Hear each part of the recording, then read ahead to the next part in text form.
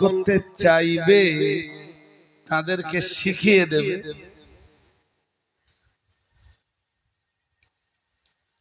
তিনটি কাজ। প্রথমটা, কে আছো আমার উপদেশগুলো গ্রহণ করবা। দ্বিতীয় কাজ, কে আছো ওই কথাগুলির উপরে আমল করবা। তৃতীয় কাজ, কে আছো আমার ওই উপদেশাবলী আমল যারা করতে চাইবে তাদেরকে শিখিয়ে দেবে। পুরো মজলিস নীরব।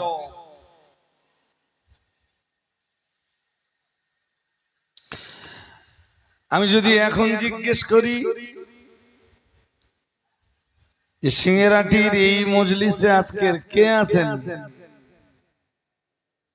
রসুলের সেই উপদেশগুলোর মেসেজ আমি আপনাদেরকে পৌঁছে দেব, কে আছেন গ্রহণ করবেন, আমল করবেন, এবং যারা আমল করতে চাইবে শিখিয়ে দেবেন।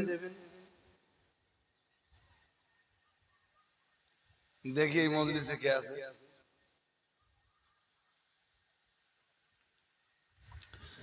ওয়াজ যদি মনোরঞ্জনের জন্য হয় শুনে তো লাভ নেই। ওয়াজ যদি আবেগের বশবর্তী হয়ে শোনেন ওই অশোনার ভিতরে তো ফায়দা নেই।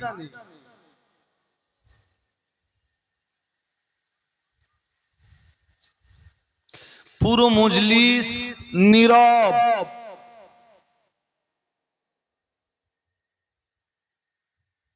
এই যেমন আজকের মজলিস দেখছি নীরব, কেউ আপনারা কিছু বলতেছেন না যে আমি নেব, আমি আমল করব। যারা আমল করতে চাইবে আমি মেসেজটা তাদের কাছে পৌঁছে দেব।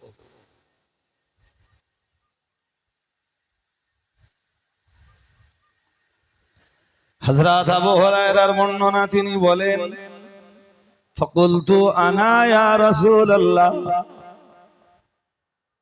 রাসূলের মজলিস যখন নীরব আমি রাসূলুল্লাহকে বললাম ইয়া রাসূলুল্লাহ ইয়া হাবিবাল্লাহ খুদুর, আপনি আজকের দিনে যে উপদেশগুলো দিবেন হুজুর ওই উপদেশগুলো আমি গ্রহণ করব, আমার নিজের জীবনে আমল করব, নিজের জীবনটাকে আপনার এই উপদেশাবলী দিয়ে সাজিয়ে তুলব।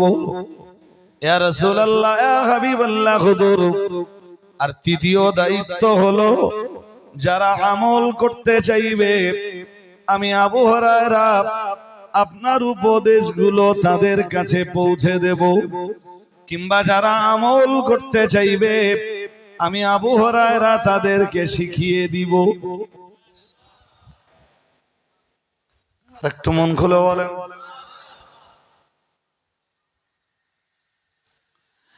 শোনার আগে না একটা স্বচ্ছ মন তৈরি করুন যে আমি ওই ব্যক্তি হব। আজকে শুনবো, বুঝবো, আমল করব। যারা আমল করতে চাইবেন শিখিয়েও দেব।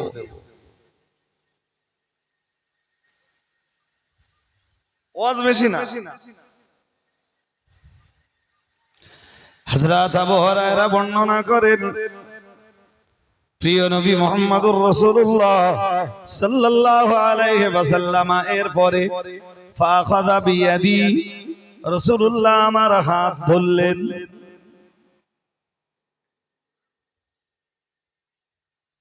খুব মন দিয়ে শুনতে হবে, আমি পার্টিকুলার এটা জানবেন যে কোন মজলিসে কারোর এগেনস্টে বলবার জন্য যাই। কেউ কোরআন হাদিসের আলোয় ধরা পড়ে, কোরআন হাদিসের কোরআন সুন্নাহের আলো তো জ্বালাতে হবে। হ্যাঁ না কিছু বলেন, জ্বালাতে হবে না। তা আমি কোরআন সুন্নাহের আলো জ্বালানোর পরে কেউ ধরা পড়লো তার দায় তো আর আমার না।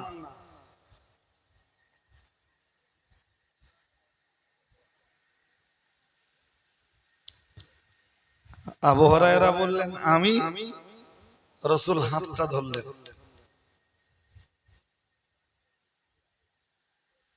কেন জানেন? এই হাত ধরে কিছু বললে তার মনোযোগ বাড়ে। কি বাড়ে? বিষয়টার গুরুত্ব বাড়ে।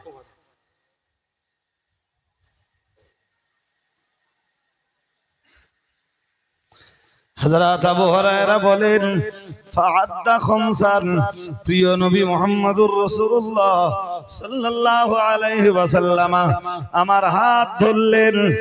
এরপরে রাসূলুল্লাহ গুনে গুনে আমাকে 5টা উপদেশ দিলেন। সুবহানাল্লাহ। আর একটু মন খুলে বলুন ওটা। জীবন কামাল হয়ে যাবে যদি ওই 5টা বিষয়ের আমল করা যায়, বা ওই 5টি জিনিস দিয়ে যদি নিজের জীবনকে সাজানো যায়।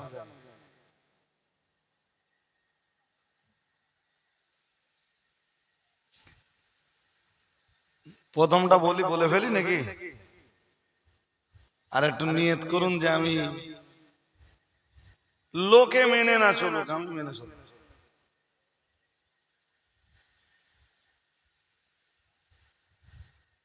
ওয়াজ এক গাদা লাগে না ভাই।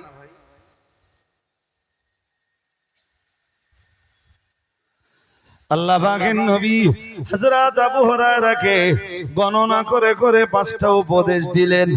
1 নম্বরে বললেন ইত্তাকিল মাহারিমা তাকুন আ'বাদান নাস।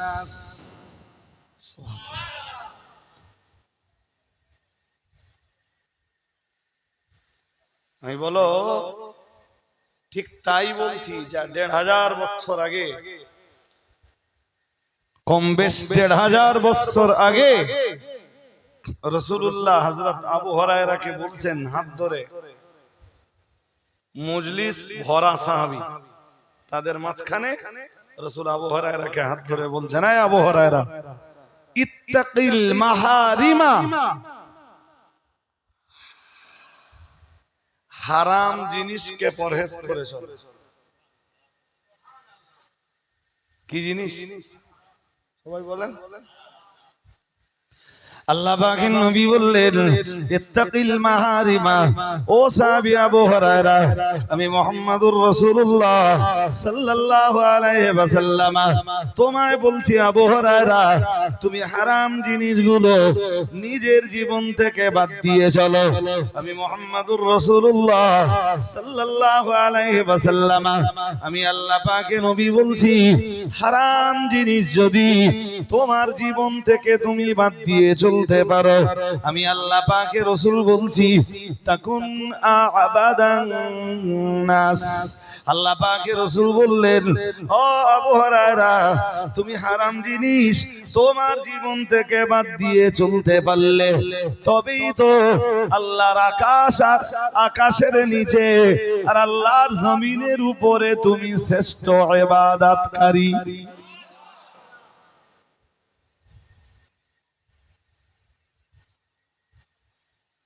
ওইটুকু উপদেশ রাসূলের প্রথম ফার্স্ট উপদেশ। গুনে গুনে কটা উপদেশ দিলেন?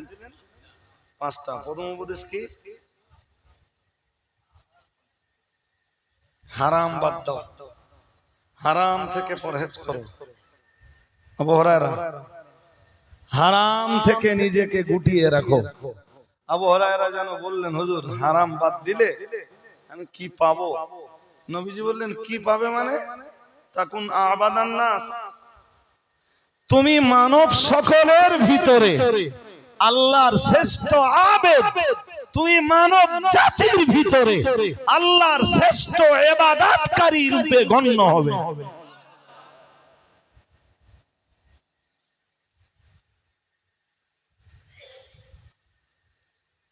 এই কথাটা তাফসীর অনেক। আমি 2 নম্বরে পড়ে যাব প্রথমটা তো হয়েছে নাকি? হ্যাঁ না বলেন? প্রথমটা হয়েছে, প্রথমটার একটু ডিসকাস করি। কোরআনের আয়াত হলে আরবিতে তার ব্যাখ্যাকে বলে তাফসীর, আর হাদিসের ব্যাখ্যাকে বলে তাশরীহ বা তাওদীহ।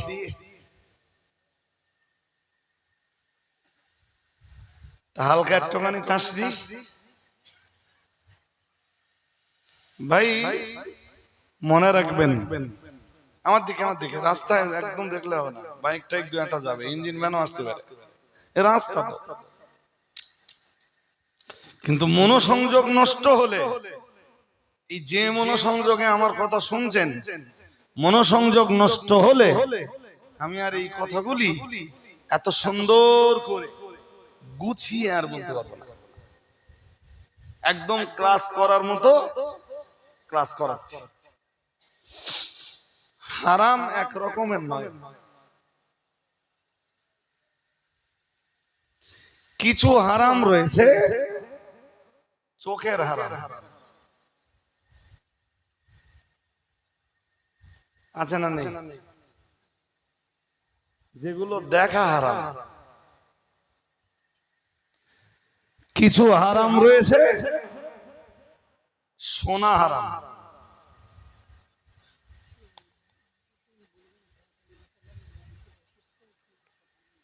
ও হায়াত আলী দফাদার কে আছেন ভাই? বাড়িতে কেউ অসুস্থ?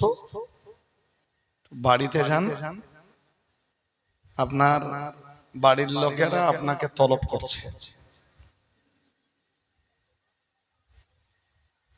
আবার একবার বলছি, হায়াত আলী দফাদার কে আছেন? বাড়িতে যান, বাড়িতে কেউ আছেন অসুস্থ হয়তো, তো তাকে ট্রিটমেন্টের ব্যবস্থা করতে হবে। হাজরিন মন লাগান। তো কিছু হারাম চোখের হারাম, কিছু হারাম বলুন আপনি, বেশ মানে কান দিয়ে শোনা হারাম। কিছু হারাম না জীবের হারাম নেই, আছে? কিছু হারাম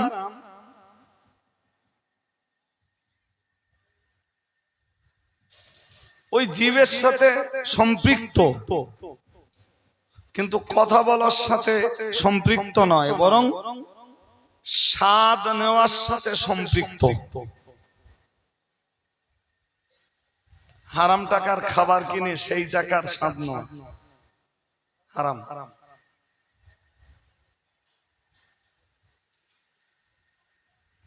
কিছু হারাম তাহলে চোখের, কানের, জিভের কিছু হারাম রয়েছে। সবাই বলছেন না কেন? আমার দিক তাকাতে হবে। কিসের?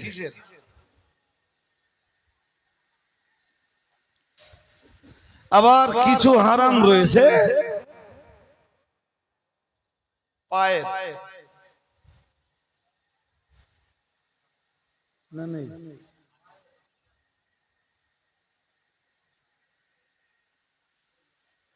আল্লাহ পাকের কোরআন জানিয়েছে, আল-ইয়াওমা নাখতিমু আলা আফওয়াহিহিম ওয়া তুকাল্লিমুনা আইদিহিম ওয়া তাশহাদু আরজুলুহুম বিমা কানু ইয়াকসিবুন। মহান আল্লাহ জানিয়েছেন, আল-ইয়াওমা নাখতিমু আলা আফওয়াহিহিম, মহান আল্লাহ জানিয়েছেন সেদিন আমি আল্লাহ তাদের জবানগুলোকে সিল করে দেব।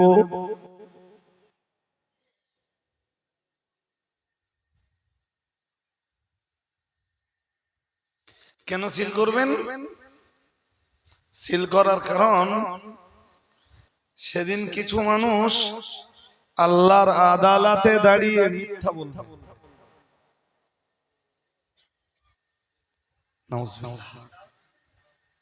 আর একটু জোর করে বলুন। মিথ্যা বলবে। এই পৃথিবীর কিছু মানুষ আছে মিথ্যা বলা যাদের অভ্যাস।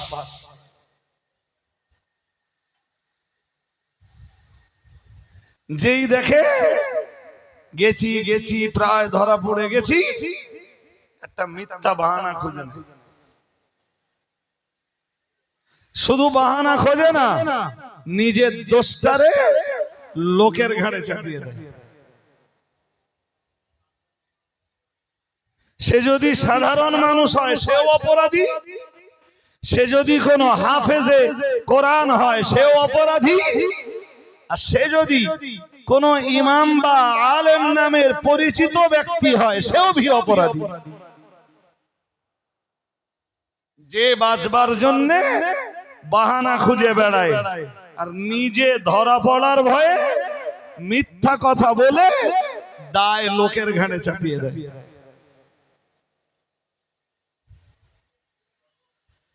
যে এটা আমি করতে চাইনি গো, অমুক আমারে জোর করে করিও।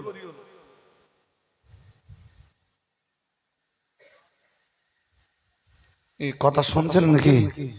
আমি এটা করতে চাইনি, অমুক আমারে হ্যাঁ। এ চরিত্র ইবলিসের।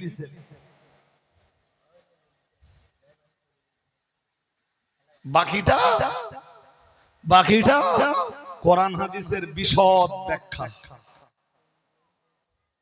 এই একদম আওয়াজ হবে না, ডু নট ডিস্টার্ব। জি, বাকিটা বিশদ ব্যাখ্যা কোরআন হাদিসের। ইবলিসই প্রথমবার সাজদা আদমকে দেয়নি। আদমকে মিন্স কেবলা রূপী আদমকে সাজদা তো দেয়নি, অপরাধ তার। অথচ সে তার অপরাধ নিজে বাঁচবার জন্য, নিজের অপরাধ ঢাকবার জন্য সেই অপরাধটাকে আদম নবীর উপরে চাপিয়ে দেয়। ইবলিস বলেছিল যে আদমের কারণে আমার এই পরিণতি। বাকিটা ইতিহাস বলেছি, ইতিহাস বলবারও সময় নেই জি, আর লম্বা করে উপস্থাপনেরও অবকাশ নেই। শুধু ধরিয়ে দিচ্ছি, সিংহেরাটির মানুষ আপনারা অনেক বুদ্ধি রাখেন, আপনারা বুঝে ফেলবেন। দোষ দিলে আদমের উপরে, দোষ করলে নিজে, আর যখন বলল তখন দায় চাপিয়ে দিলে আদম নবীর উপরে। বললো আদম নবীর কারণে আমার এই পরিণতি। মানে ইবলিসের নিজের দোষে ওই পরিণতি না, বললো আদমের দোষে আমার এই পরিণতি।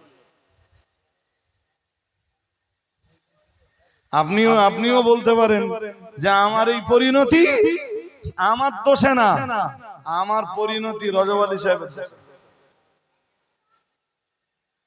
আমার এই হাল আমার দোষে নয়, আমার এই হাল রজব আলী সাহেবের দোষে।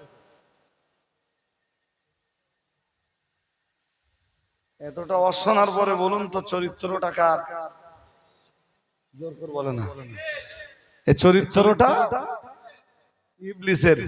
সে যদি এই চরিত্র কোন সাধারণ মানুষে নেয় সেটাও ইবলিসের সৈনিক, আর এই চরিত্র যদি কোন আলেমের ভিতরে জায়গা পায় সেটাও ইবলিসের সোলজার।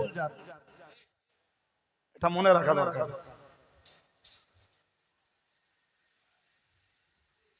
কোরআন তাই বলেছে। তাই শুরুতে বলেছিলাম, মনে আছে যে তুমি কোরআনের বিরোধিতা করলে তুমি যেমন অপরাধী, কোরআনের সংবিধানের বিরোধিতা যদি আমিও করি আমিও অপরাধী কম নই। বরং আমি কোরআন জানা মানুষ, কোরআন বোঝা মানুষ, কোরআন প্রচার করা মানুষ। তাই আমি অপরাধ করলে অপরাধী আমি আল্লাহর কাছে আরো। জোর করে বলুন, এবার মনে পড়ছে? লোকেরে উপদেশ দেওয়ার বেলায় উপদেশ দাও, আর নিজের বেলায় মনে নেই সে কথা, কি বলেছিল মনে আছে? কি চ্যাম্পিয়ন করে আল্লাহ জানিয়েছেন, ইয়া আইয়ুহাল্লাযীনা আমানু, হে দুনিয়ার ঈমানওয়ালা মানুষের দল, লিমা তাকুলুনা মা লা তাফআলুন।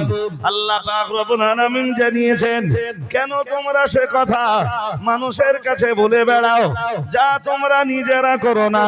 আল্লাহ পাক রব্বুল আলামিন জানিয়েছেন, কাবুরা মাকতান ইনদাল্লাহ, মহান আল্লাহ জানিয়েছেন এটা আল্লাহর কাছে অত্যন্ত ঘৃণ্য, আন তাকুলু মা লা তাফআলুন, নিজেরা তোমরা যা না করবা, যে কাজ নিজেরা না করবা সেটাই তোমরা মানুষের দ্বারে দ্বারে বলে বেড়াবে। আল্লাহ পাক রব্বুল আলামিন জানিয়েছেন এটা আল্লাহর কাছে অত্যন্ত ঘৃণ্য। আমি আর একটা আয়াত শুরুতে আপনাদেরকে পড়েছিলাম, মহান আল্লাহ জানিয়েছেন আতামুরুনান নাসা বিল বিররি, আল্লাহ পাক রব্বুল আলামিন জানিয়েছেন তোমরা মানুষকে সৎ কাজের উপদেশ দান করো, ওয়া তানসাউনা আনফুসাকুম, মহান আল্লাহ জানিয়েছেন, আল্লাহ পাক রব্বুল আলামিন ঘোষণা দিয়েছেন আর নিজেদের বেলায় সেটাকে ভুলে যাও। জিজ্ঞাসার চিহ্ন।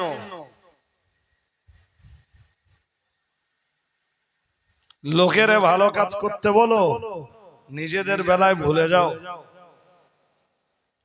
সাধারণ মানুষদের চরিত্র পাল্টাতে বলো, নিজেদের বেলায় ভুলে যাও। নিজে ইবলিসের চরিত্র নিয়ে বেঁচে থাকো আর লোকের সাবধান করো, খবরদার ইবলিসের খপ্পরে পড়ো না ভাই। এটাই তোমাদের চরিত্র। আমি জিগাচ্ছি না, আল্লাহ জিগাচ্ছেন কোরআনে, আতামুরুনান নাসা বিল বিররি ওয়া তানসাউনা আনফুসাকুম ওয়া আনতুম তাতলুনাল কিতাবা আফালা তাকিলুন। এত এত কিতাব পড়ো, মনে থাকে না? ভুলে যাও নিজের বেলায়। শুধু লোকের খবর নাও। সাধারণ লোকগুলোরে ইবলিসের সোলজার মনে করো আর নিজেরা ইবলিসের টুপি পরে বসে থাকো।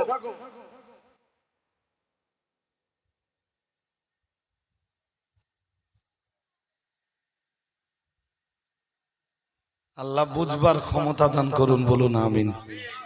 সবাই বলুন না আমিন। জি, তা পৃথিবীতে কিছু লোক আছে ভাই, x Y Z A B C, অসুবিধা হচ্ছে আপনাদের নাকি? হয় না তো? হয় না। সে যারাই হোক ভাই, তারা কি করে বাঁচবার জন্য মিথ্যার আশ্রয় নেয়। এই যে একটু আগে বলছিলাম, যত রকমের হারাম আছে তার ভিতরের এক হারাম আছে জীবের। কি কি হারাম আছে একটু বলেন দেখি, আপনাদেরকে শুনতেছি। দুই একজন অন্তত বলেন, অনেক শ্রোতা তো আমাদের বহু মজলিসের শ্রোতা। জি, শুধু বহু মজলিসের শ্রোতা না, বুদ্ধিমান, চতুর, চালাক, আমলকারী শ্রোতাও মজলিসে আছেন। একটু বলুন দিন যে আমি একটু শুনে দেখি আপনাদের কাছে, জীবের কি কি হারাম আছে এটা শুনতে চাচ্ছি। আবু হুরায়রাকে রাসূলুল্লাহ যে ১ নম্বর নসিহতটা শোনালেন, ইত্তাকিল মাহারিমা, ও আবু হুরায়রা হারাম বাদ দাও। কি বাদ দাও বলুন? হারাম জীবন থেকে বাদ দাও, তুমি শ্রেষ্ঠ আবেদ হতে পারবা, শ্রেষ্ঠ ইবাদতকারী রূপে গণ্য হতে পারবা। এই যে শ্রেষ্ঠ আবেদ জামায় নয়, শ্রেষ্ঠ আবেদ টুপিতে নয়, শ্রেষ্ঠ আবেদ রুমালে নয়, শ্রেষ্ঠ আবেদ তাসবিতে নয়, তাসবিহ দানাতে নয়, শ্রেষ্ঠ আবেদ জি লেবাসে নয়, পোশাকে নয়, স্টাইলে নয়। ১৫০০ বছর আগে রাসূল বললেন শ্রেষ্ঠ আবেদের নমুনা তার তাকওয়া, তার পরহেজগারিতায়। আরেকটু মন খুলে বলুন। আঙ্গা তো টুপি দেখলি মাথা কাজ করে। জি, টুপি দেখেই হুমড়ি খেয়ে পড়ি।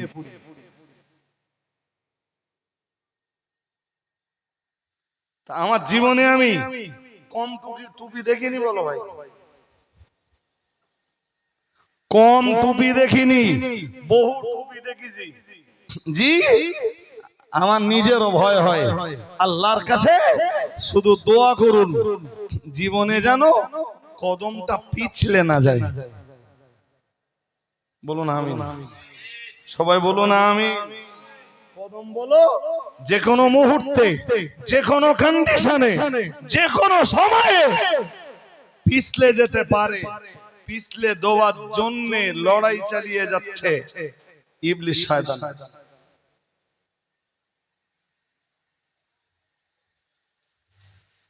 ওই সেই ইবলিস কত হাফেজের হেফজ নষ্ট করে দিল, কত কত সাধকের সাধনা নষ্ট করে দিল, কত পীরের পীরত্ব নষ্ট করে দিল।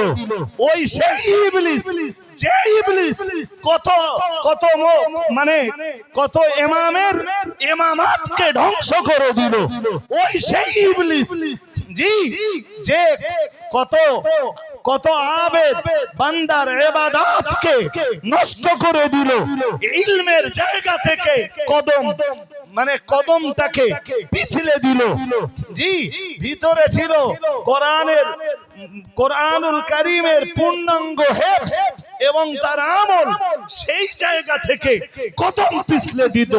কত কামেল পীরের পীরত্বের জায়গা থেকে, জি, নিজেও আল্লাহর সাধক বান্দা, নিজে ন্যায়ের জায়গাতে প্রতিষ্ঠিত ভক্ত অনুরক্ত মুরিদিন মুহিব্বিনদেরকে ন্যায়ের পথের সত্যের পথের দিকে মানুষকে রাস্তা দেখাতো।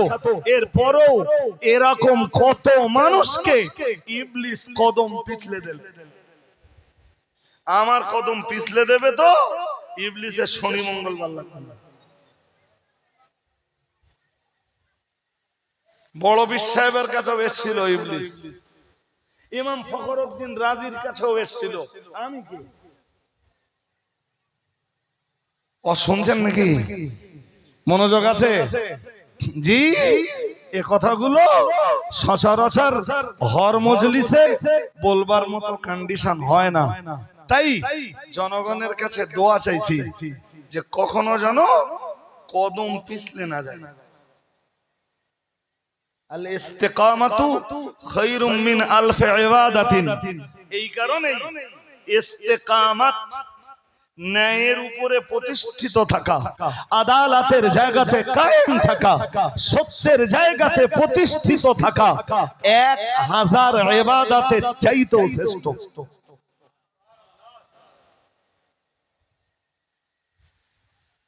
কি বলছি বুঝতে অসুবিধা হচ্ছে? হ্যাঁ, কত লোক দেখলুম। ইমাম ফখরুদ্দিন রাজি হুজুরের ইন্তেকালের সময় ইবলিস এলো, হুজুরের ঈমান ছিনিয়ে নিতে, হুজুরের পদস্খলন ঘটাতে। বড় পীর সাহেবের কাছে ইবলিস এসে হাজির হলো। বড় পীর সাহেব হুজুর কিবলা রাহমাতুল্লাহ আলাইহিকে পদস্খলন ঘটাতে বড় পীর সাহেব বুঝতে পারলেন ইবলিসের খপ্পর থেকে বেঁচে গেলেন। ইমাম ফখরুদ্দিন রাজি বুঝতে পারলেন ইবলিসের খপ্পর থেকে বেঁচে গেলেন।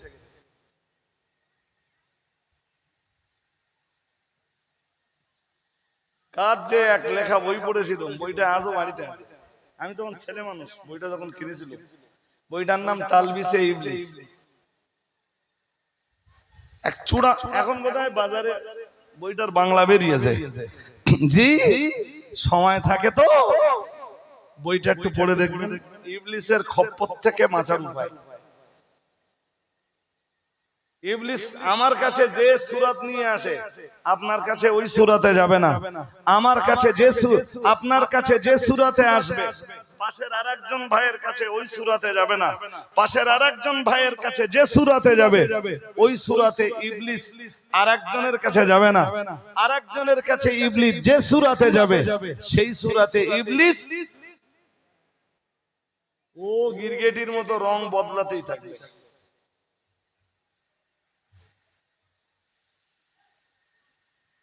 সুতরাং সাবধান, শুধু আপনারা না বলো, আমরাও কি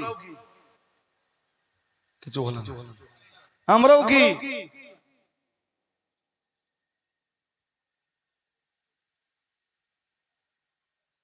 কেন বলেন? হাদিস শরীফের দুটো হাদিস এসেছে জানেন, এসব বললে ভাই অনেক সময় লাগবে, অনেক সময়। এক হাদিসে এসছে, যদিও ভিন্ন ভিন্ন সনদ, সনদ আলাদা আলাদা, আবার সনদ কি যদি বোঝাতে যাই সময় যাবে। আল্লাহ পাকের রাসূল জানিয়েছেন, সালাসাতুল লা ইউকাল্লিমুহুমুল্লাহু ইয়াওমাল কিয়ামাতি ওয়া লা ইয়ানজুরু ইলাইহিম ওয়া লা ইউযাক্কিহিম ওয়া লাহুম আযাবুন আলীম। মুহাম্মাদুর রাসূলুল্লাহ সাল্লাল্লাহু আলাইহি ওয়াসাল্লাম, আমার আল্লাহর নবী জানিয়ে দিয়েছেন, ও আমার সাহাবীরা বলে রাখো, আমি মুহাম্মাদুর রাসূলুল্লাহ সাল্লাল্লাহু আলাইহি ওয়াসাল্লাম, আমি আল্লাহ পাকের নবী বলছি, সালাসাতুল লা ইউকাল্লিমুহুমুল্লাহ ইয়াওমাল কিয়ামাহ, কিয়ামতের দিন আল্লাহ তিন শ্রেণীর মানুষের সঙ্গে কথা বলবেন না, ওয়ালা ইয়ানজুরু ইলাইহিম, ওই তিন শ্রেণীর মানুষের দিকে মহান আল্লাহ ভালোবাসার নজরে দেখবেন না।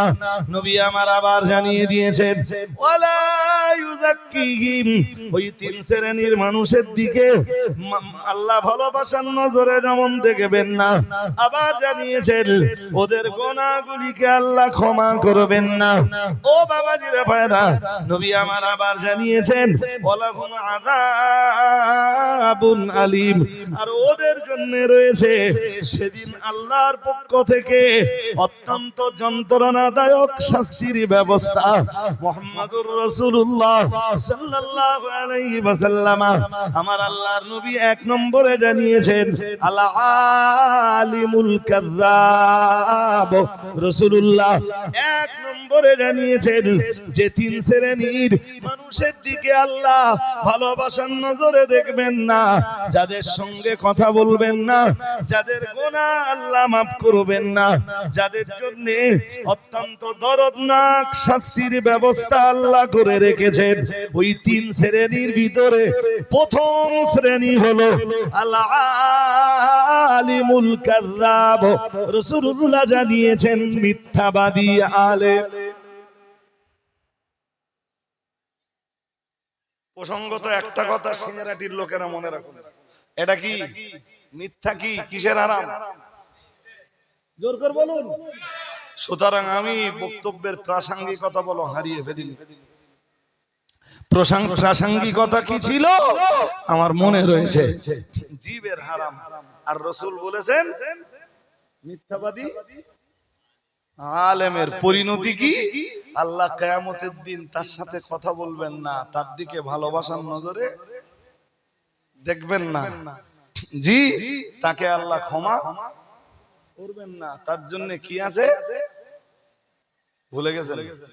বাংলাটা মনে রাখুন, যন্ত্রণাদায়ক শাস্তি, দরদনাক আযাব। মানে এমন শাস্তি যা তাকে দরদ দেবে। দরদ বুঝো? বুঝো না? এই আগেকার লোকে এসব বলতো, তোমাদের ব্যথা হলে উফ বড্ড দরদ। এসব শব্দের ব্যবহার এখন সমাজে কিছু কিছু ভাই আগেকার লোকে বলতো, সেসব শব্দ নেই। যেমন বলতো অসুখ হয়েছে, রোগ সকলে কি বলতো? অসুখ। এসব শব্দের ব্যবহার আস্তে আস্তে সমাজ থেকে উঠে যাচ্ছে, বহু জিনিস উঠে যাচ্ছে সমাজ থেকে। মানুষ সব এখন বেশি স্টাইল দিতে শিখেছে, ভাষার স্টাইল, কথার স্টাইল, চলার স্টাইল। শুধু জীবনটা মিথ্যায় ভরা।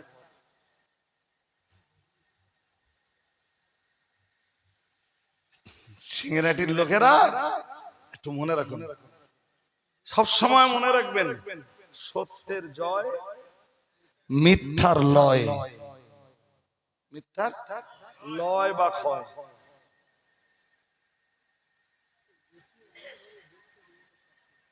সত্যের যতই গুছিয়ে বলুন লয় হবেই। আজ অথবা আজকে আমি গুছিয়ে মিথ্যা কথা যাদের কাছেই বলবো ওদের কাছেই একদিন প্রমাণ হবে যে এই মিথ্যাবাদী। বিশ্বাস হয়? হ্যাঁ হ্যাঁ না বলে না, শুধু অপেক্ষা করুন। তা যদি না হয় তাহলে কোরআন সুন্নাহের থিওরি ঠিক নয়। কিন্তু দুনিয়ায় সবাই মিথ্যাবাদী বলে গণ্য হলো, কোরআন আর সুন্নাহের থিওরি কখনো মিথ্যা বলে গণ্য। কোরআন সত্য, হাদিস সত্য। আমার কথা বুঝতেছেন? হ্যাঁ, যতই গুছিয়ে গুছিয়ে গুছিয়ে গুছিয়ে মিথ্যা কথা বলুক, যাদের কাছে গুছিয়ে গুছিয়ে মিথ্যাগুলো বলা হচ্ছে এদের কাছেই একদিন প্রমাণ হবে যে মিথ্যাবাদী।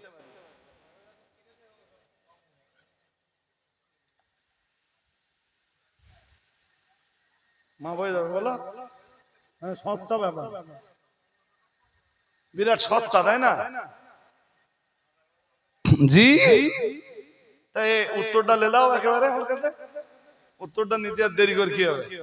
কিছু রাত আছে ভাই, যে রাতগুলোতে আল্লাহ গুনাহ মাফ করে। কাদের? তওবাকারীদের।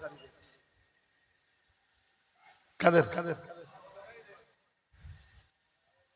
হ্যাঁ, সত্যি সত্যি মাফ করে দেয়। আল্লাহ পাকের কোরআন জানিয়েছে, আল্লাহ পাক রব্বুল আলামিন জানিয়েছেন, ইয়া আইয়ুহাল্লাযীনা আমানু তুবু ইলাল্লাহি তাওবাতান নাসুহা। মহান আল্লাহ জানিয়েছেন, ইয়া আইয়ুহাল্লাযীনা আমানু, হে দুনিয়ার ঈমানওয়ালা মানুষের দল, তুবু ইলাল্লাহি, তোমরা আল্লাহর কাছে তওবা করো, তাওবাতান নাসুহা, খাঁটি অন্তঃকরণে তওবা করো, আল্লাহর কাছে তোমরা তাওবায়ে নাসুহা করো। ও বাবাজিরা ভাইরা, এই তাওবায়ে নাসুহার ব্যাখ্যায় মুফাসসিরিনে হযরতরা, মুফাসসিরিনে ইযাম তাওবায়ে নাসুহার ব্যাখ্যায় পরিষ্কার লিখেছেন, তাওবায়ে নাসুহা হলো একজন মানুষের জীবনের এমন তওবা যে তওবা করার পরে বান্দার ওই পাপে কামব্যাক করবে না, ওই পাপে কোনোদিন ফিরে আসবে না। ওই তওবাটাই হলো তাওবায়ে নাসুহা। আমিও তো বলতেছি তওবা কবুল হয়, আমি কখন বললাম তওবা কবুল হয় না?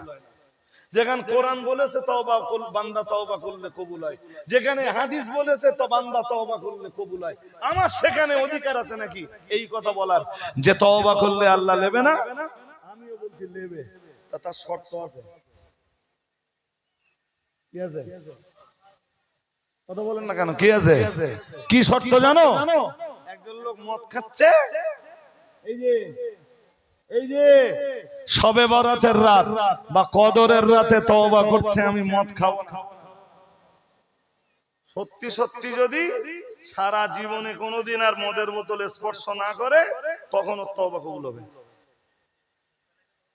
There is no doubt. No? আমি হাফেজ নই, তবে মনে হয় যে তওবা সংক্রান্ত যত আয়াত আছে জিজ্ঞেস করলে বলতে পারবে, আর বলতে না পারলেও পড়লি বুঝতে পারবে। আর আমার এই মোবাইলের ফোল্ডারে সব এক জায়গায় করা আছে, কোন বিষয়ের কি আয়াত আছে সব হয়তো এক জায়গায় করতে পারি না। এরপরেও বলছি, আমি নিজে হাফেজ না হলেও আপনি পড়বেন বলে দেব এই আয়াতের বিষয়ে। বাকি ইচ্ছাকার জোর করে বলুন। হ্যাঁ, কোরআন শরীফের 24 পারা সূরা জুমার, বলুন বলুন। এই আপনি তুলে ধরলেন তাই বলতেছি যে মিথ্যা কথা বলে নেব আর আল্লাহ সব কি করবে? তওবা করবার। তওবাটা কি? তওবাটা যে কি আমার দেশের বহু মৌলবীতেও জানে না।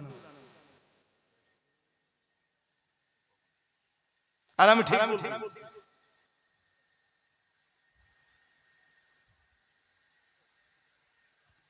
সূরা জুমারের এত কথা বললে তো ভোর হয়ে যাবে, সূরা জুমারের 53 আর 54 নম্বর আয়াতে আল্লাহ বলেন, 53 নম্বর আয়াতটা হালকা করে বলি নেই, নাহলে ঠিক মানে মজবে না আর কি। হ্যাঁ, يا عبادي الذين أسرفوا على أنفسهم لا تقنطوا من رحمة الله إن الله يغفر الذنوب جميعا إنه هو الغفور الرحيم। আল্লাহ পাক রব্বুল আলামিন জানিয়েছেন, হে আমার বান্দা সকল, আমি আল্লাহ পাক রব্বুল আলামিন বলছি, ইয়া ইবাদিয়াল্লাযীনা আসরাফু, হে আমার বান্দা সকল যারা গুনাহ করে করে করে করে নিজেদের নফসের উপরে অত্যাচার করেছো, নিজেদের নফসের উপরে যারা জুলুম করেছো, আমি আল্লাহ পাক রব্বুল আলামিন বলছি, লা তাকনাতু মির রাহমাতিল্লাহ, কখনোই তুমি ভেবো না তোমার গুনাহ আল্লাহ মাফ করবেন না, তোমার পাপ আল্লাহ মোচন করবেন না, এমনটা জানো তুমি কখনোই ভেবো না। তুমি আল্লাহর রহমত থেকে নিরাশ হয়ে যেও না, তুমি আল্লাহর মাগফিরাত থেকে নিরাশ হয়ে যেও না। আল্লাহ পাক রব্বুল আলামিন জানিয়েছেন, ইন্নাল্লাহা ইয়াগফিরুয যুনুবা জামিআ।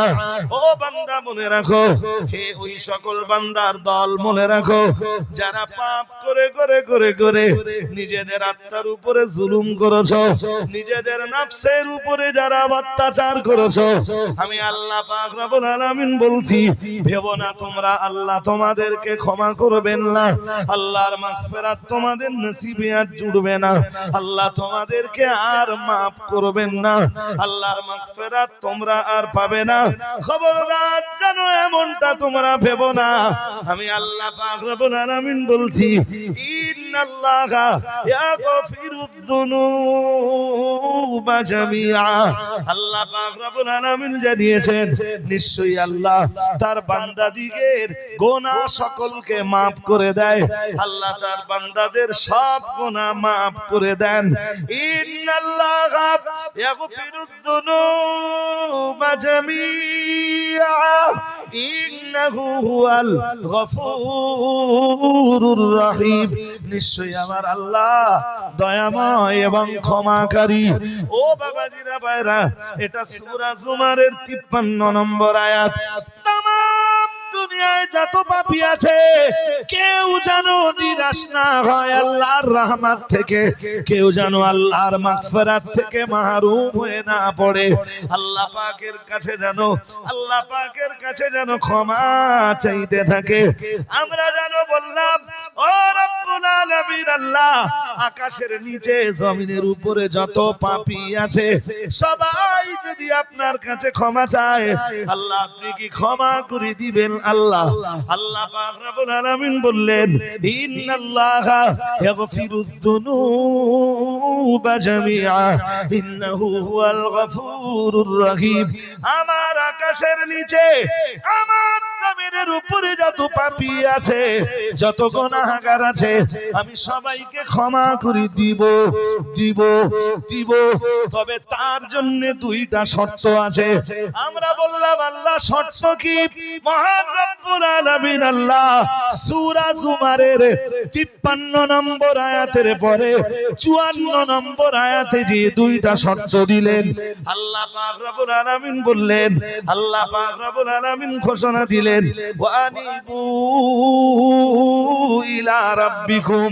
আল্লাহ পাক রব্বুল আলামিন বললেন, তুই যে পাপের ভিতরে আছিস, তোরা যে পাপের ভিতরে আছিস, পাপটা ছেড়ে তোর রবের দিকে চেহারা ঘোরাবি।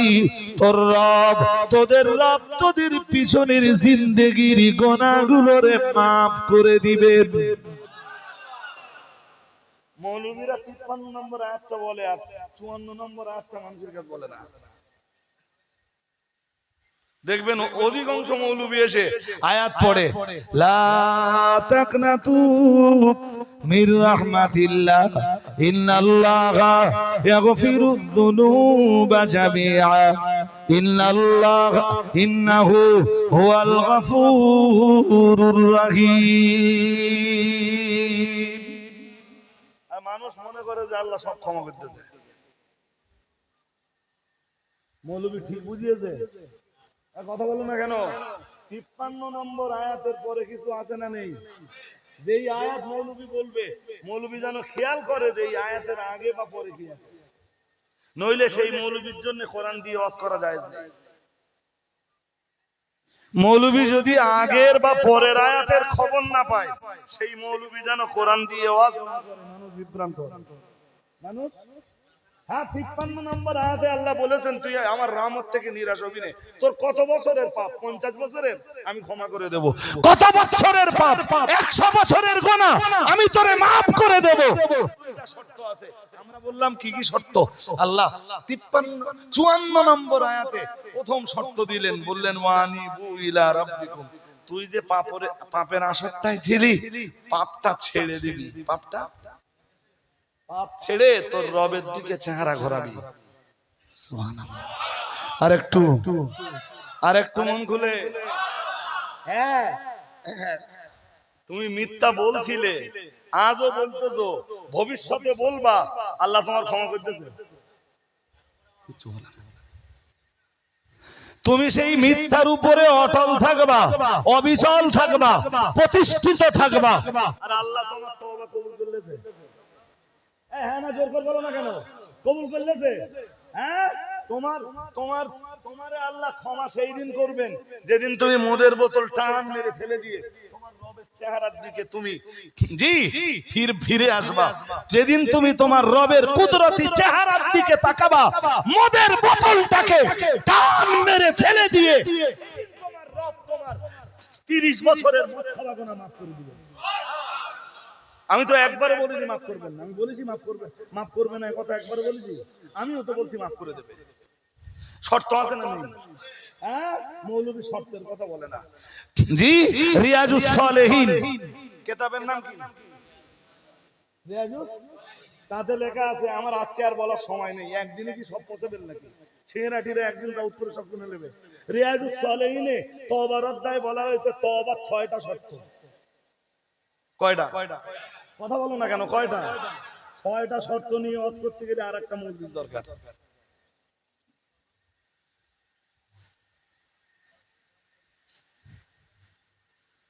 মৌলবীও এসব খবর পায় না, আর মৌলবী যারা অনুসরণ করে তারাও এসব খবর পায় না।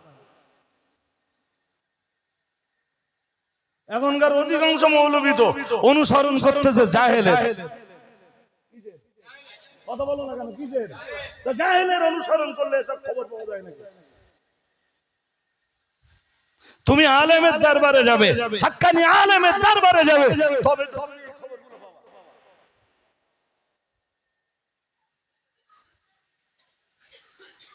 জি, সুতরাং অসুবিধা হচ্ছে আপনাদের নাকি?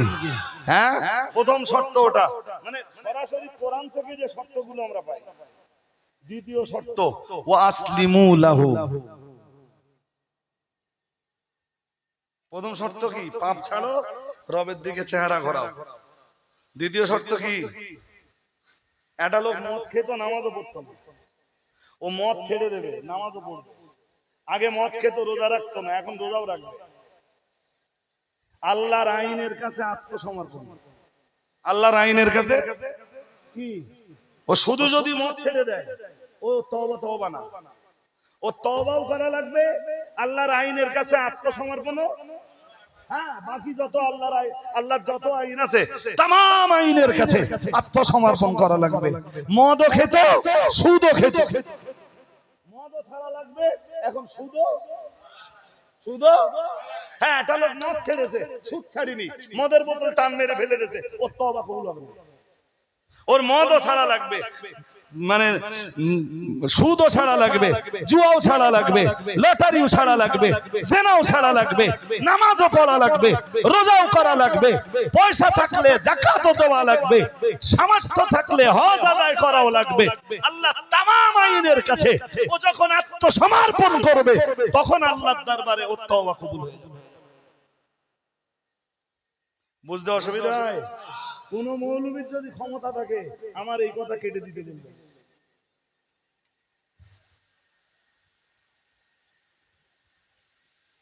এদেশে তো চলে অধিকাংশ বাংলা মৌলবী।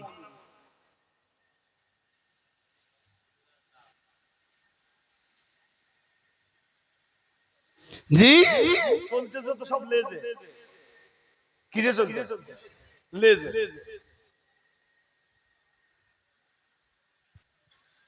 সুতরাং এই সমস্ত কথা বলে মানুষকে বোকা বানানোর চেষ্টা করে কোনো লাভ নেই, কোনো লাভ নেই।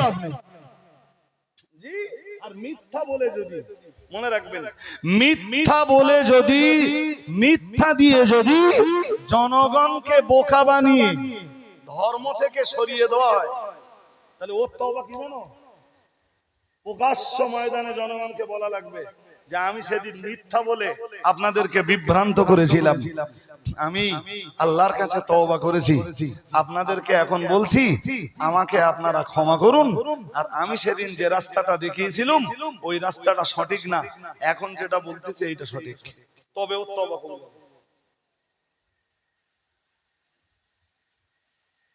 কথা বুঝতে পারেন? সাধারণ লোকের মিথ্যা বলা আর মৌলবীদের ধর্মের নামে মিথ্যা কথা বলা দুটো এক।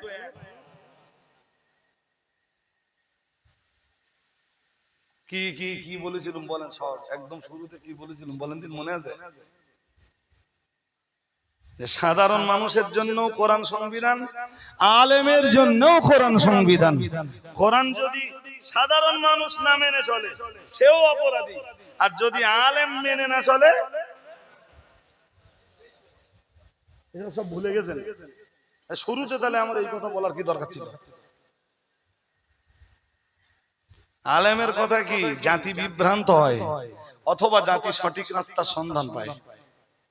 যেই মৌলানা, যেই আলেম জাতিকে বিভ্রান্ত করে মিথ্যা দিয়ে, কারণ নামে তহমত দিয়ে, কারণ নামে অপবাদ দিয়ে, কারণ নামে গীবত করে, জি, কিংবা নামিমাতের মতো কঠিন গুনাহ করে, যখন জাতিকে কোন মৌলানা, কোন আলেম, কোন হাফেজ, কোন মুফতি, কোন কারি, কেউ যখন জাতিকে বিভ্রান্ত করে, প্রকাশ্য জাতির কাছে ক্ষমা চাইতে হবে।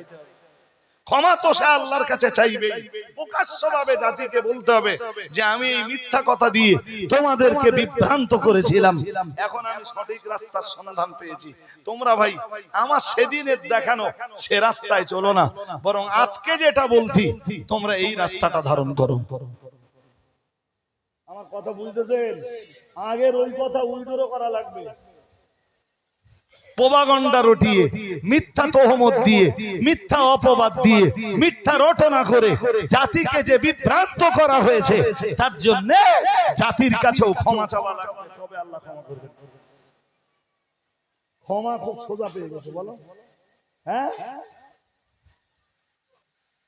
এই জন্য তো মৌলবী খুব সাবধান, খুব খুব খুব খুব সাবধান।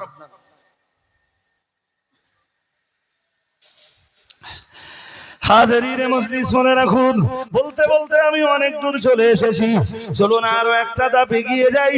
প্রিয় নবী মুহাম্মদুর রাসূলুল্লাহ সাল্লাল্লাহু আলাইহি ওয়াসাল্লাম, নবী আমার জানিয়ে দিয়েছেন, ও আমার সাহাবীরা মনে রাখো, আমি মুহাম্মদুর রাসূলুল্লাহ সাল্লাল্লাহু আলাইহি ওয়াসাল্লাম বলছি, আয়াতুল মুনাফিক সালাসুন। প্রিয় নবী মুহাম্মদুর রাসূলুল্লাহ সাল্লাল্লাহু আলাইহি ওয়াসাল্লাম, আমার আল্লাহর নবী জানিয়ে দিয়েছেন, আয়াতুল মুনাফিক সালাসুন, মুনাফিকের নমুনা হলো তিনটা। আল্লাহ পাক রব্বুল আলামিনের রাসূল জানিয়েছেন, এক নম্বরে জানিয়েছেন ইদা হাদাসা কাযাবা। এটা ইমাম বুখারী যেমন সহিহ সনদে তার সহিহ বুখারীতে জায়গা দিয়েছেন, ঠিক তথাই বছর ইমাম মুসলিম রাহমাতুল্লাহ আলাইহি একই রাবী একই বর্ণনাকারী থেকে তিনি তার সহিহ মুসলিমেও এই হাদিসটা জায়গা করে দিয়েছেন। প্রিয় নবী মুহাম্মদুর রাসূলুল্লাহ সাল্লাল্লাহু আলাইহি ওয়াসাল্লাম, নবী আমার জানিয়ে দিয়েছেন, হে আমার সাহাবীরা মনে রাখো, আমি আল্লাহ পাকের রাসূল বলছি, আয়াতুল মুনাফিক সালাসুন। আল্লাহ পাকের রাসূল জানিয়েছেন মুনাফিকের তিনটে নমুনা। কয়টা? এক নম্বরে রাসূলুল্লাহ জানিয়েছেন ইদা হাদাসা কাযাবা। রাসূলুল্লাহ জানিয়েছেন যখন মুনাফিক কথা বলে তো কথায় কথায় মিথ্যা বলে।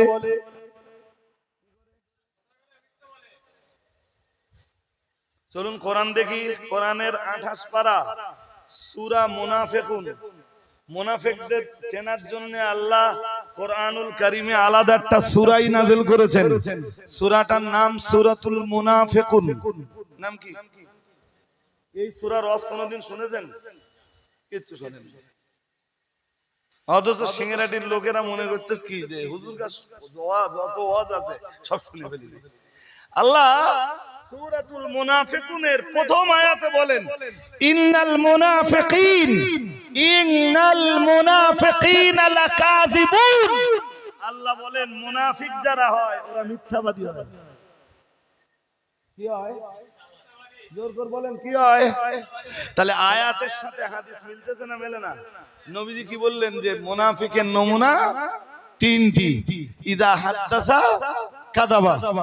বাকি দুইটার খুব বেশি কাজ আজকে নেই। আর যদি ব্যাখ্যা করে বলতে সময় দেন আমার আছে, কাজ আছে, কাজ নেই কেন? অবশ্যই আছে। বাট মুনাফিকের ফার্স্ট নমুনা যখন কথা বলে সে আল্লাহ কোরআনের সূরাতুল মুনাফিকুন, জি এই সূরাটায় আল্লাহ তাই বলেছেন। আল্লাহ পাক রব্বুল আলামিন জানিয়েছেন ইন্নাল মুনাফিকিনা লাকাযিবুন। আল্লাহ পাক রব্বুল আলামিন জানিয়েছেন নিশ্চয়ই মুনাফিকরা মিথ্যাবাদী। ও বাবাজিরা ভাইরা, আমি আপনাকে ওটাই বলছিলাম। আমি একটা কথা বলতে বলতে প্রসঙ্গক্রমে অন্য খানিকটা রাস্তা ধরেছিলাম। চলুন এবার বিষয়টায় ফিরে আসি। একবার বুঝিয়ে বলেছিলাম মানে সত্যের জয় আর মিথ্যার ক্ষয়, এটা আজকে যদি আপনি চোখে নাও বা দেখতে পান, আগামী দিনে দেখতে পাবেন।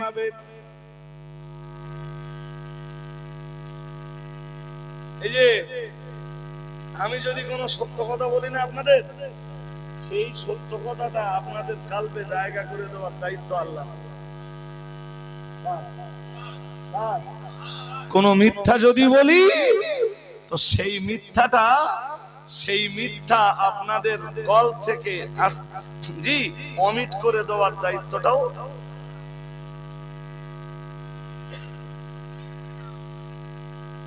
ও ভাই, আজ পর্যন্ত কত লোকে আমার নামে কত মিথ্যা কথা রটিয়েছে। তা আমি শুধু কি বলি জানেন? আমি বলি আমি যদি ওই অপরাধের অপরাধী হয়ে থাকি তো ওই মিথ্যা কথাটাই মানুষের কলবে জমে যাবে, আর মানুষ আমাকে ওই অপরাধী ভাববে। আর যদি আমি অপরাধী না হই,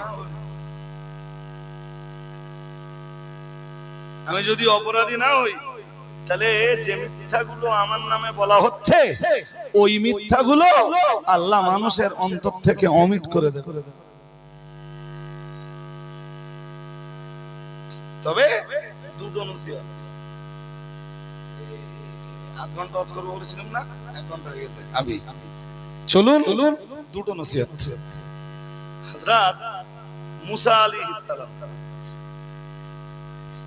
এক কঠিন পিরিয়ডে তিনি তার মায়ের কোলকে আলোকিত করলেন।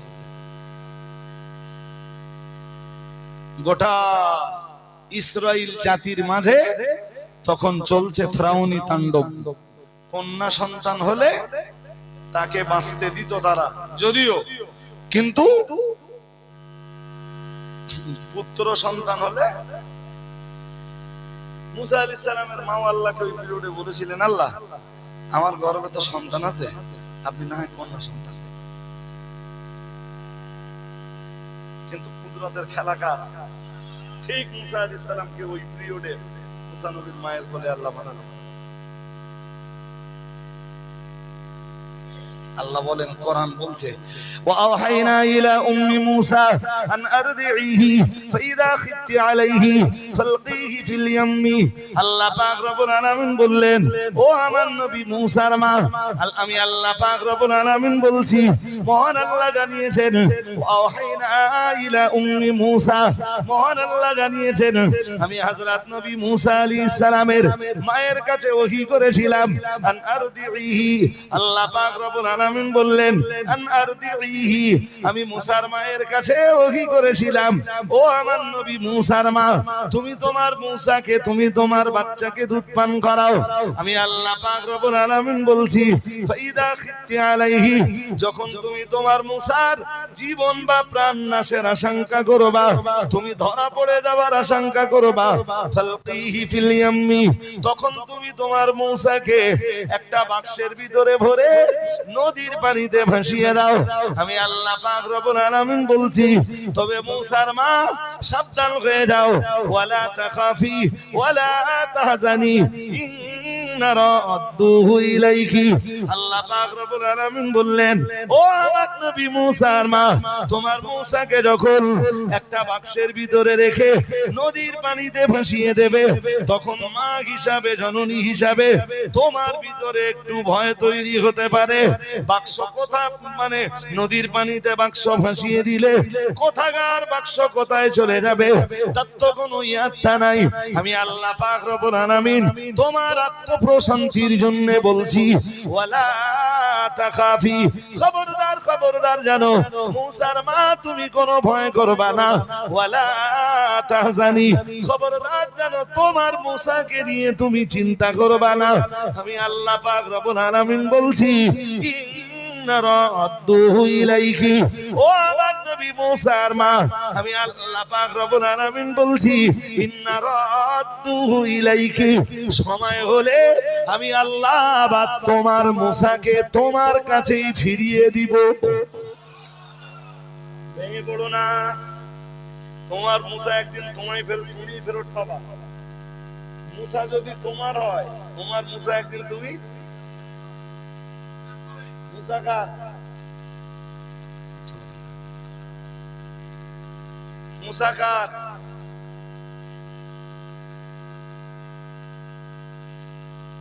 আল্লাহ বললেন ইন্না রাদ্দুহু ইলাইকা, তোমার মুসারে তুমি একদিন, তোমার মুসা মানে কার মুসা? হ্যাঁ, মুসার মাকে বলছেন মুসা তোমার মুসা, সুতরাং তোমার মুসাকে তুমি একদিন, ভেঙে পড়ো না, তোমরাও একদিন তোমার গা হারিয়ে যাবা মুসা খুঁজে পাবা, তার জন্য সময় লাগবে। কি লাগবে? সময় লাগবে না? আল্লাহর কুদরতের খেলা তো একটু দেখ বাবু, দেখবে না? কথা কয় না? যদি কোরআনে বিশ্বাস হয় আমার আর কিছু করার নেই।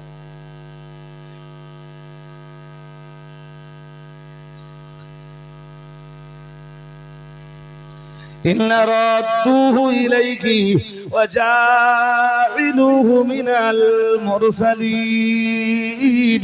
আল্লাহ পাক রব্বুল আলামিন বললেন, ও আমার নবী মুসার মা, তোমার মুসাকে আমি ফিরিয়ে দেব, ওয়া জাইলুহু মিনাল মুরসালিন, আর তোমার মুসাকে শুধু তোমার কোলেই ফিরিয়ে দেব না, আমি আল্লাহ তোমার মুসাকে আমি নবী বানাবো। আর একটু মন খুলে বলো, এখন দুঃখান করিয়ে দাও, বাকিটা তো ইতিহাস।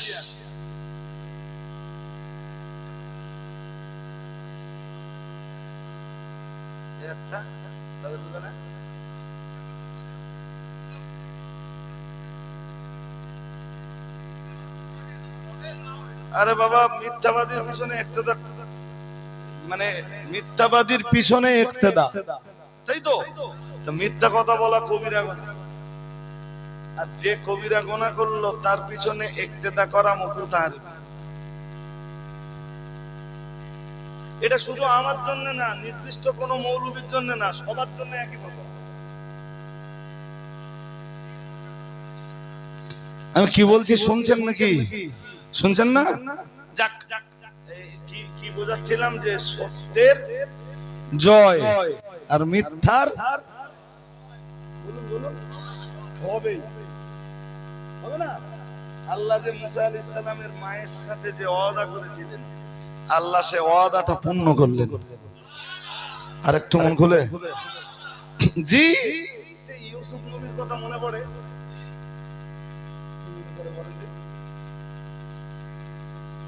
ইউসুফ আলাইহিস সালামের ভাইরা এসে কি বলল? ইন্না যাহাবনা নাস্তাবিক ওয়া তারাকনা ইউসুফা ইনদা মাতাইনা ফাকালাহু যিব وما أنت بمؤمن لنا ولو كنا صادقين ইউসুফ আলাইহিস সালামের ভাইরা রাত্রে বেলায় যখন হযরত নবী ইয়াকুব আলাইহিস সালামের কাছে ফিরে এলো, মহান আল্লাহ জানিয়েছেন ওয়াজাউ আবাহুম ইশাইয়াবকুন, কাঁদতে কাঁদতে কাঁদতে কাঁদতে তারা হযরত নবী ইয়াকুব আলাইহিস সালামের কাছে তথা তারা তাদের বাবার কাছে ফিরে এলো। সব কটা কাঁদছে, কান্না সত্যি না মিথ্যা? এখান থেকে আপনার আরো একটা শিক্ষা নিতে হবে, মিথ্যা কান্নাও আছে। হ্যাঁ না কিছু বলে আছে না? নেই মিথ্যা মিথ্যা কান্নাও। এই যে হুজুর স্টেজে ওয়াজ করতে করতে রাত তখন 12টা 12:30 বাজে, ওয়াজ পুরো বন্ধ করতেছে, যে হাওয়া করে কাঁদতেছে। হঠাৎ শ্রোতারা সবাই অবাক, হুজুর ওয়াজ বন্ধ করে দিলে আবার কাঁদতেছে, হুজুর এত কাঁদলে কেন? হঠাৎ হুজুর কিছু হলো নাকি? হুজুর আপনার কিছু হলো নাকি? আপনি ওয়াজ বন্ধ করে দিয়েছেন, এই শত শত মানুষ আপনার জন্য বসে রয়েছেন, হুজুর আপনি ওয়াজ বন্ধ করে দিলেন কেন? হঠাৎ হুজুর বলে ফেললেন, তখনও হুজুর কাঁদছেন, কাঁদতে কাঁদতে বললেন, বাবা আমার রান্নাঘরের চালে আগুন জ্বলছে। কি জ্বলছে বলেন?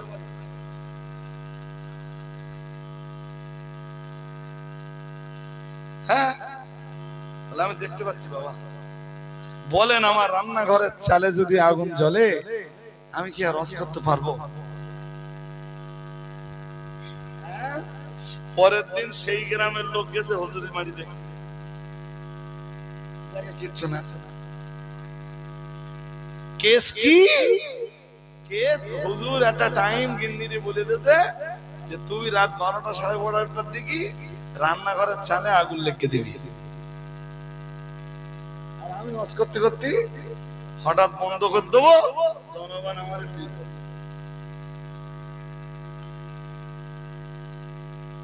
মিথ্যা কান্নাও, শুধু মিথ্যা কথা না বলো, মিথ্যা কান্নাও আছে।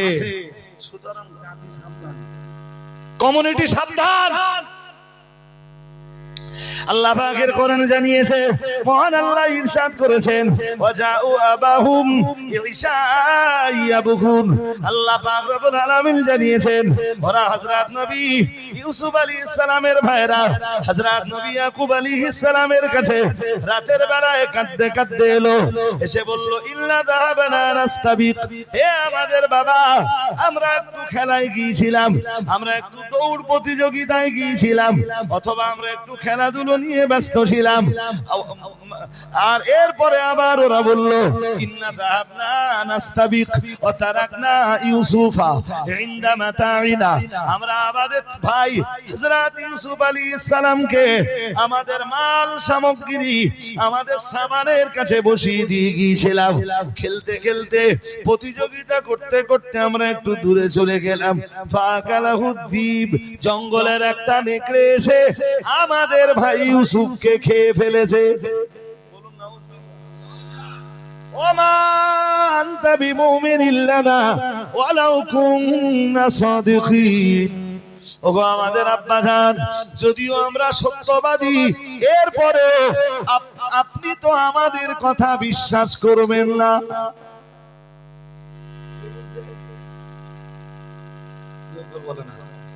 আরে বাবা শুধু এইটা বলতে যাচ্ছি না তো, এই ইয়াকুব আলাইহিস সালামের ছেলেদের এই মিথ্যা বাহানা প্রমাণ হতে সময় কম লেগেছে। ইউসুফ আলাইহিস সালাম ওখান থেকে মিশরে চলে গেলেন। কোথায়?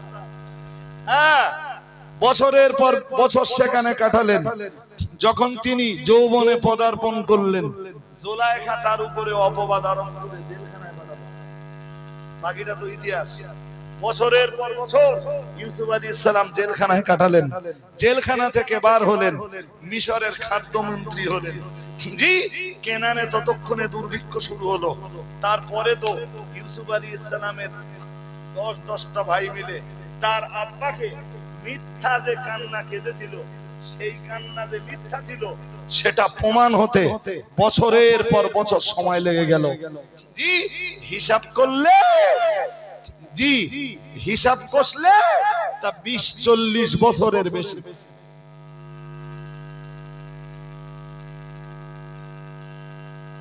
সত্যের জয় হবে, তবে সত্যের জয় হওয়ার জন্য কি লাগবে? সময় লাগবে, ধৈর্য ধরুন, ইনশাআল্লাহ। কথা বলেন।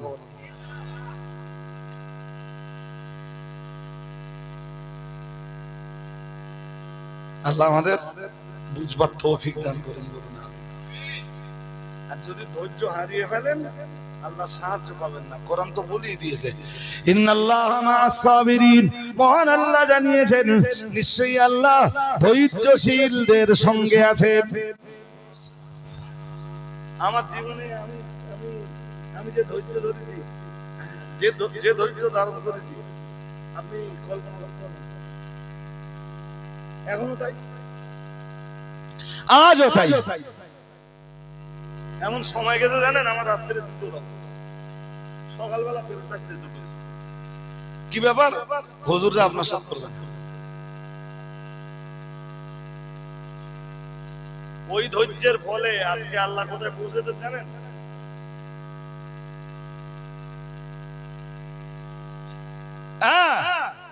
12 বছর, 13 বছর, 15 বছর আগে যারা বলতো হুজুর করবে না, আপনার দাওয়াত ফেরাচ্ছি, তারা এখন কি বলে জানেন? হুজুর আপনি দাওয়াত নেন, যে হুজুর আপনার সাথে করবে সেই হুজুর নেব, যে হুজুর না করবে নেও না, যে হুজুর না আসবে তারে মানা করতে আপনি দাওয়াত।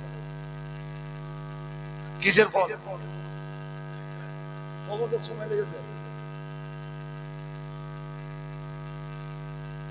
কত বছর বলেছি? এই আমাদের অল ইন্ডিয়া সুন্নাতুল জামাতের আমাদের আরেকটু নিম্নসারীর বক্তা যারা, আল্লাহ ক্ষমা করুন, আল্লাহ ক্ষমা করুন, নিম্নসারী বলে ফেলেছি, আল্লাহ ক্ষমা করুন। আসলে এই জন্য বলেছি যে আমাদের চাইতে দাওয়াত পত্র যাদের একটু বক্তা ভালো তারা, জি, তো তারা আমার মাঝে মাঝে এই কথাটা বলে ভাই মাঝে মাঝে দাউদ ফেরত আসতেছে। আজকে যারা দাউদ ফেরত দিচ্ছে, কালকে ওই হুজুরের ফেরত দিতে তোমার খবর নেবে। আজকে তোমার নামে ওরাই মিথ্যা বলছে, তো মিথ্যা বলে তোমার দাওয়াত ফিরিয়ে দিচ্ছে। একদিন ওদের কাছেই তোমার অস্তিত্ব, মানে তোমার অস্তিত্ব, তোমার গ্রহণযোগ্যতা একদিন ওদের কাছে বাড়বে, আর ওই হুজুর একদিন, জি, ওদের কাছেই নিজের অস্তিত্ব। কি অন্যদিকে মন যাচ্ছে কেন? আমার দিকে দেখেন। ওই হুজুর একদিন ওদের কাছে অস্তিত্ব হারাবে। ঠিক তাই হচ্ছে। জি, আমি তো ছেলে মানুষ, আর আমার তো কোনো লেজ টেজ কিচ্ছু নেই। আপনি ভাবতে পারেন যে যাদের লেজ আছে আমার জন্য তাদেরকে মানা করে দিচ্ছে যে হুজুর আপনার আসতে হবে না।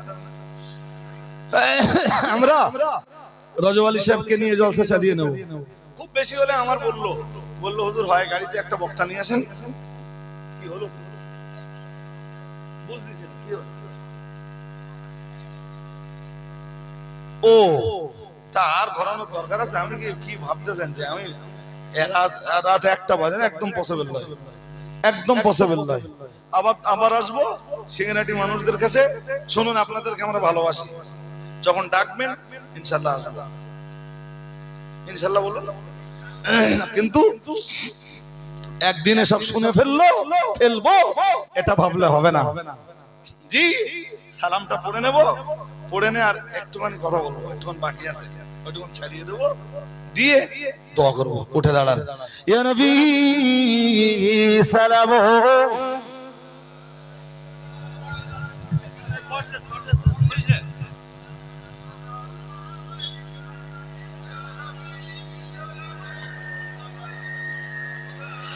সালাওয়াতুল্লাহি